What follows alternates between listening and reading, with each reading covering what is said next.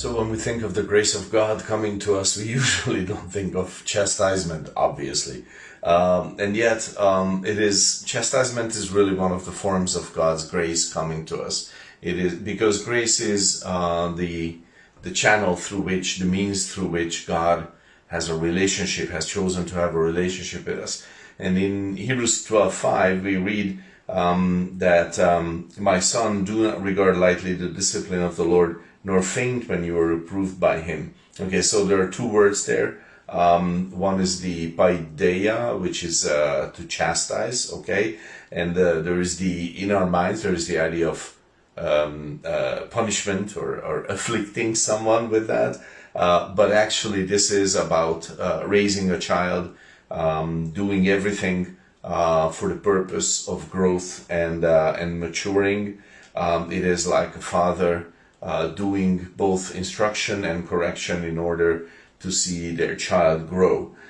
So then the other side is reproving. Okay, so chastisement is speaking about the entire process of how God wants to see us grow. But then elekho, which is the word for reproof in our lives, that's sort of the first step in this process of chastisement, because there can be a growing intensity, a growing effect on our lives. But God wants to correct us and wants to see us grow and wants to restore us from a stupid way that would destroy our lives. And that's the reason that he even gets into this whole thing.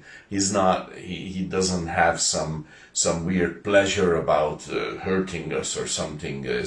He's not a despot that way. Obviously, he has given his son for us because of his love. But why does he then chastise us? And the answer is because he wants to restore and strengthen and grow the relationship that we can have with him.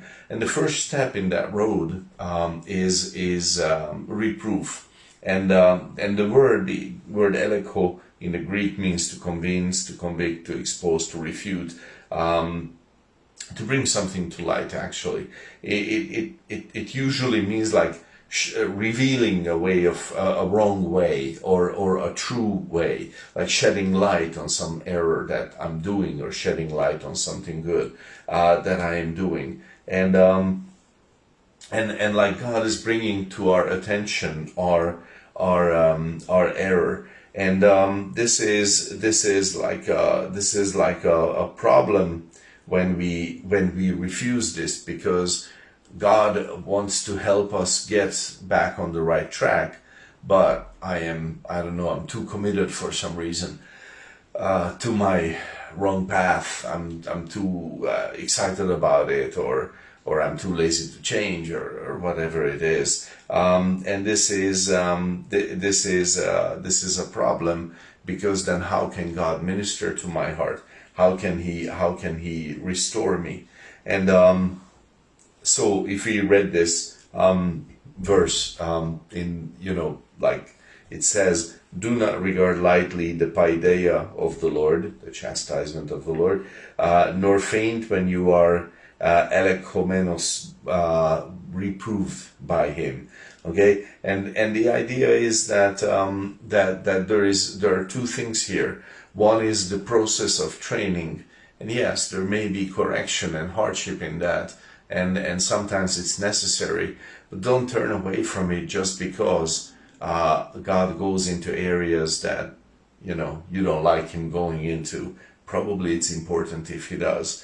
And then the other one is, don't get disheartened when God specifically exposes something stupid, something wrong that you're doing. Don't say, okay, I give up. Even that is wrong, I give up now. It has happened in my heart. That's why I'm talking about it. Like God showed me something and I was like, even that is wrong, I'm giving up. And then I didn't, thank God. But I really did have to leave that way. And when I did, it helped my life greatly. And I just want to say with this that this is also the grace of God coming to us. it's in an unexpected form and shape, but I think the grace of God often does come like that. I trust that this is a good start for a great meditation in your heart. God bless your day.